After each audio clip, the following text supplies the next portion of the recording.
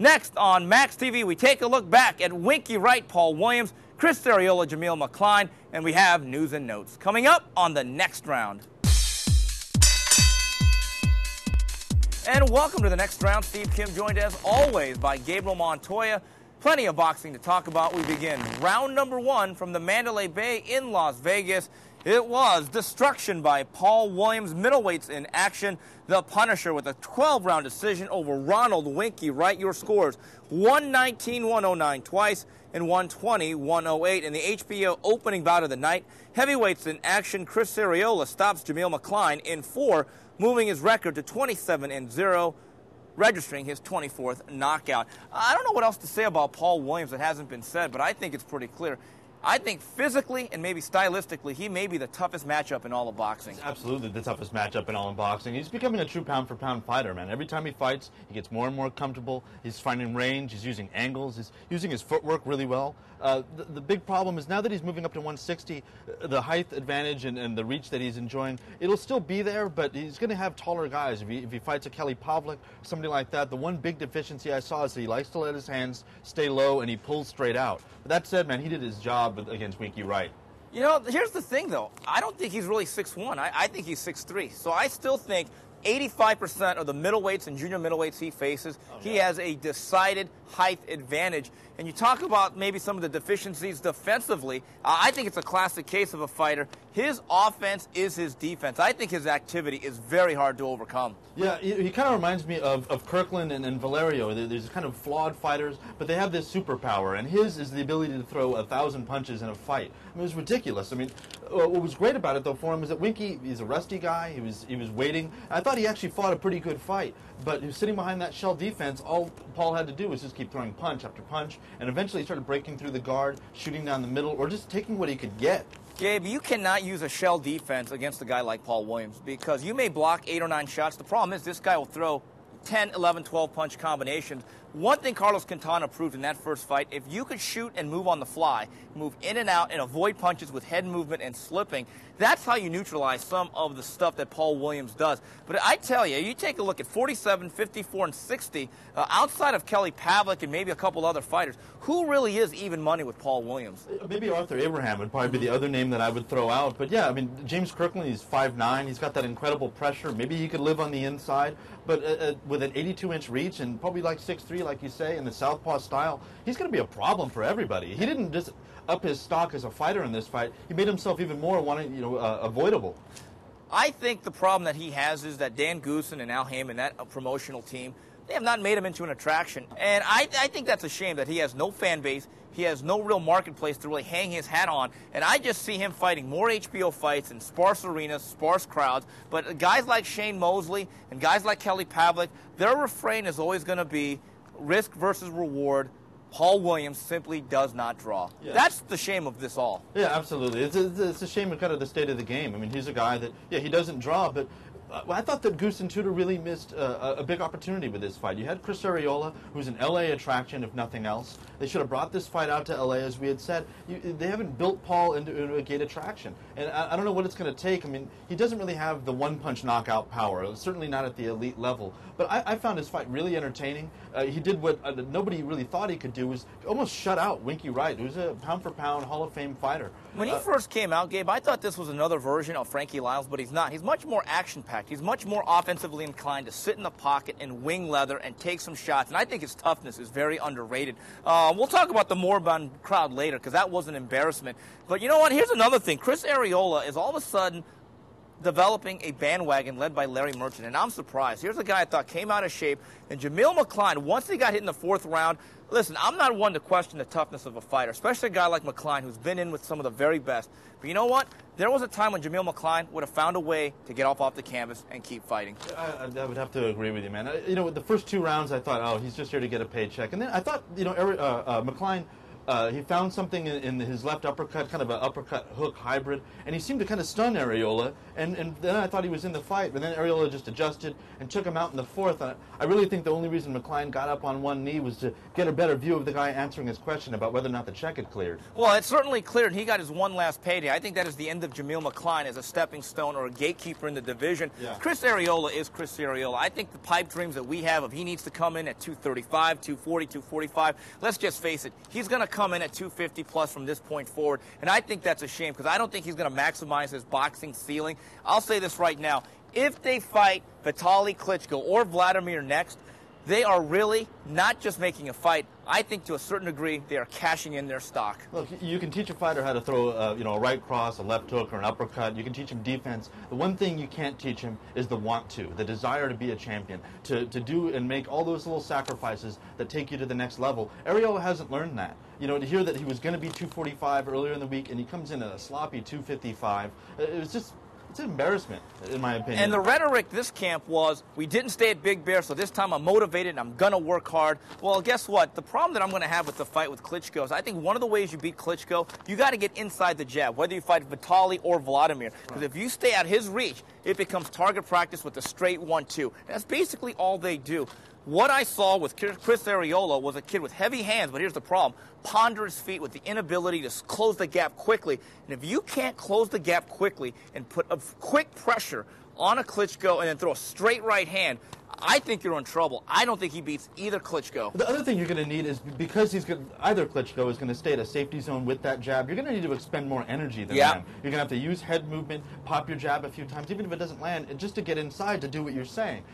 Arreola doesn't look like he can do that. And at 255, it isn't like he looks like a strong 255. He's really soft in the body, and McCline was pushing him back. What's a Klitschko going to do? He's going to knock him out in about 8 rounds. Well, Arreola looked like the Mexican Michelin Man. I don't think there's any doubt about that. Taking a look at this crowd, they announced it at about 5,400. I'd been told by various sources very close to the scene, they didn't sell really more than 1,000 tickets. I know that on the weekend they actually dropped off tickets to the police department, fire department, Nellis Air Force Base. I think the Salvation Army was probably passing out tickets near their red well that they have. This thing was a disaster, and I don't know who to blame. Dan Goosen, he basically sold the show to Golden Boy for $300,000. I know that Golden Boy, a close partnership with AEG, they wanted the show at the Nokia Center or the Nokia Theater in L.A. The culprit here is Winky Wright. Winky Wright wanted this fight in Las Vegas with Winky Wright Promotions, and this thing was an absolute disaster. If it was a bomb, it was Hiroshima. Hey, you know, promoters are going to have to, learn lessons, and Winky just learned a big one, that the venue is everything. Location, location, location. Why he took this to Vegas so he could train closer to home to pick up a paycheck and, I guess, hit the craps tables afterwards is beyond me, man. Yeah, and the lighting, which was very, very dark, they didn't do that for ambiance. Let's just put it that way. Well, that's it. A dominant performance by Paul Williams. We come back. We take a look at the pay-per-view from the Philippines. And we are back. Round number 2 of the next round. Steve Kim, Gabe Montoya talking boxing. There is a doubleheader from the Philippines. Araneta Coliseum brought to you by Top Rank. Couple of championship fights. IBF flyweight title, Nonito Donaire takes on Raul Martinez. And then IBF junior flyweight title as Ulysses Solis defends against the Hawaiian Punch, Brian Valoria. Gabe, Nonito Donaire a couple years ago made a huge splash knocking out Vic Darchinyan. But it's ironic. While Vic Darchinyan has rebuilt and ascended to some great heights, I kind of get the sense that Donaire is just kind of flatlined to a certain degree. Totally flatlined. You would have thought that Darchinyan won the fight the way their careers have gone. Donaire, he switched promoters. He's had managerial problems, and he's only fought twice since he that was in July of '07. He's basically a guy that won the lottery and then lost the ticket. But in this fight, he's facing a guy that is undefeated, man.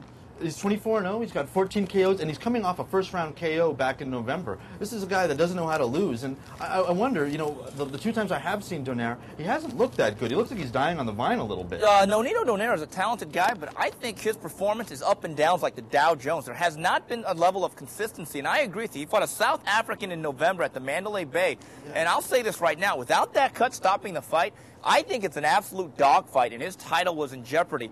Raul Martinez at a San Antonio, undefeated kid, big upper body, good fast hands, a little bit of power.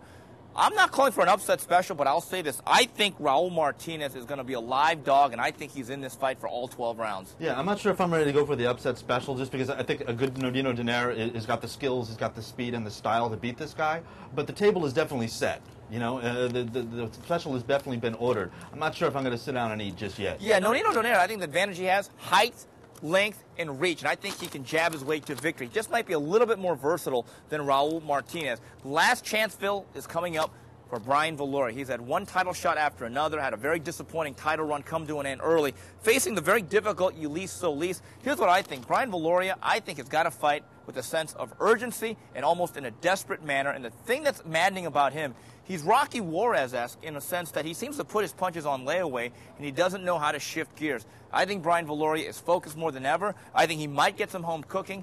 Just a gut feel. I think he comes away with his second world title. Well, my problem with Brian Viloria is that, you know, offensively he's great. If you're able to, if you allow him to come forward and do what he does and get his offense going, he's fine. When he meets adversity, then he shifts into Rocky Juarez mode. He stops throwing punches, he gets hit a lot, and he starts backing off and always seems confused. And he's been kind of in rebuilding mode. He's been on a 5-fight winning streak. So, and he's still got that power, and he's a world-class fighter. But I'm just not sold on him.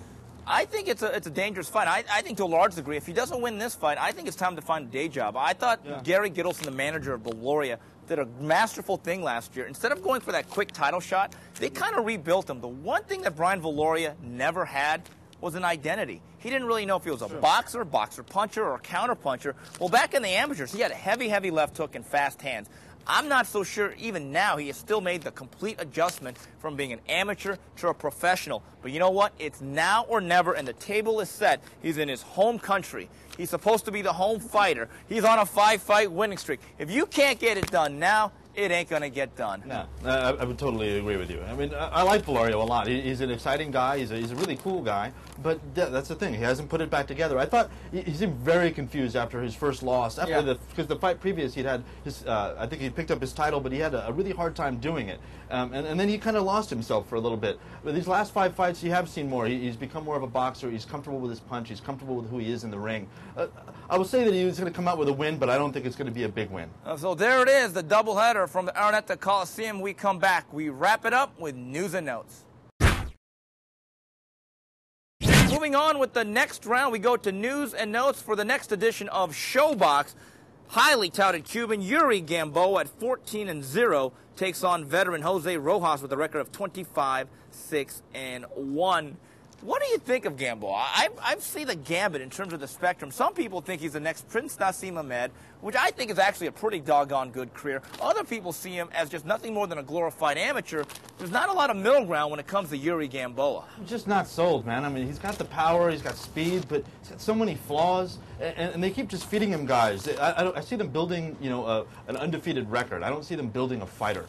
They kind of send him highlight reel guys, and anytime he's met some sort of you know, opposition like that Jimenez gave him, he's kind of not folded, but just not looked that spectacular, like completely ordinary to me, squaring up and just making amateurish mistakes. He's got great physical tools, but technically you're absolutely right. I think the word is flawed. Darling Jimenez, not considered a great puncher, floored him. Speedy Gonzalez, certainly not considered a puncher, floored him. So obviously his chin is not the best, but I think that's also a byproduct of bad balance, rushing in, needs to tuck in the chin and work off the jab. But on the flip side, you know, he hasn't been a pro that long. They've already put in 14 fights. The question that I have in terms of Omet Alner, the promoter, Arena Box, how fast are they going to move him? It's obvious to me they kind of want to take the short sprint to a title shot. That's where I think things can get a little bit dangerous for Yuri Gamboa. I don't think they have the package to do that. You know, if you look at like Matt Karabov in the middleweight, you and I both watched that guy at ringside. He's already fainting in his third, fourth fight. He fights like a pro, and that's a guy you can rush. He's got a solid amateur background, and Gamboa's got that too, but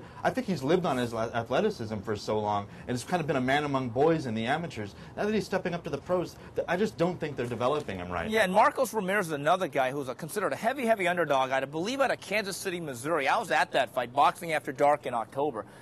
He got floored by a guy that was not that highly touted. I wonder what's going to happen at Gamboa at the world-class level when he's not being set up against cannon fodder and guys that are legitimate punchers. I think that's the question. I think he's exciting. I just don't know how good he really is, Gabe. I'll tell you what's going to happen. He's going to get knocked out. If he fights Juan Manuel Lopez, done. Good night. About 6 rounds.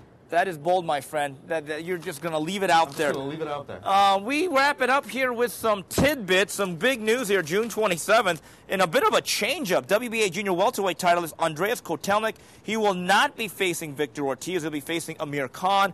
And then here's some family feud. Call Richard Dawson. Miguel Cotto no longer to be trained by his uncle, Evangelista Cotto. Let's go back up top. I'll say right now, Frank Warren is one of the best I've ever seen at picking a spot. Let me tell you something. If they think they picked an easy spot on Andreas Kotelnik, I couldn't disagree more. Kotelnik is a good, solid, all-around fighter. He's your classically trained European guy, which means, A, he's steady but not spectacular, has a deep amateur background, and they usually come with good chins. I think this is a very tough fight for Amir Khan. Yeah, I mean, the one thing that seems safe about it is that he doesn't stand out as being the biggest power puncher on the planet. And, you know, when you got a guy with Amir Khan's chin, that's a good thing. But, yeah, this is a pretty dangerous fight, but I think they've been taking some little gambles on Khan. The Barrera fight, which, you know, it was what it was. It was a tune-up against an old-name fighter. But I like this fight. I like that they're showing, you know, based on what Freddie Roach has said, some confidence in the guy and taking a gamble. And Freddie Roach told me if they should win this title at 140, the plan is to go right back down to 35. And guess what? The name he mentioned? Juan Manuel Marquez. He said it, not me. And you know there's no saying. Seeing is believing. Miguel Cotto, that's interesting. I know. I always thought maybe he needed a tune-up fight before Claude. I didn't know it'd come against his own uncle. Yeah, he got some good work in, apparently. I think he got a stoppage, in fact. This kind of frightened me. I think more than anything, it was always sad to see family fight and to see guys that had built up to this point such a great career. But it makes me wonder, you know, did they fight like this before? Was there always this chaos before, but that the winning cured everything? Oh, I don't think it ever was this overt. I mean, the fact that he almost got into a fight with Miguel and his brother during one of his other fights against a Thai fighter, right. I just found it fascinating. Evangelista Cotto took it to the street. Now, that he actually threw a brick through the window. Now, the cynicals say, well, Cotto, having fought Margarito, knows how it is to have bricks thrown at him. However, I'm just saying that now that the police want to file charges, I think this is a crazy story. My question is this. Who do they get to replace him? Well, the scariest thing is that they're heading to Florida, which is Buddy McGirt Jr. Hey, baby. Hey, baby. Hey, baby. Oh, I'm sorry. That's all right. Yeah, I think that's the worst style matchup you could get. You're just going to hear, you're doing great, baby, you're doing great. Just go with the jab. I think John David Jackson, who also is a Florida guy, that's a nice choice. He's a versatile guy. He's a tactician. He's got world-class experience, and he's shown it, you know, with the coming up with game plans with Sugar Shane Mosley recently. Well, let's just be very clear about this. Evangelista and Miguel just didn't suddenly wake up one day on the wrong side of the bed and hate each other. This is a simmering feud that finally bubbled over, and it finally came to an head. And you know what? Even without the brick being thrown, it's clear that thing needed to end in a divorce. But you never touch another man's car. That's just not right. Especially with the brick. We want to remind people, listen, there's a lot of boxing on the internet, but we have boxing also, some of the best world-class fights in the world. And I got to tell you, we have had some great fights. We had the Joey Vegas fight, brave challenge against Edison Miranda. The Dunn fight. But the Dunn-Cordoba fight, I'm proud to say Max Boxing legally may have had the fight of the year thus far in 2009. What a fight that was. That's a great fight. I'd seen it on a stream before Max Boxing had gotten it. Shame on you, Gabe. Shame on you. What can I say? I'm an You know, addict. if you worked for FSN News or Fox News, you would have been fired. You do know that, right? Well, I was smart enough not to write a review. But anyway, every Friday, right around 3 p.m. Pacific, 6 Eastern, the Friday Fight Series on Max Boxing will go into the homepage, look for the information, and you'll get a new fight every single Friday. Well, that's it for this week's edition of TNR on behalf of Gabriel Montoya and the rest of Max Boxing. To the next round, goodbye, everybody.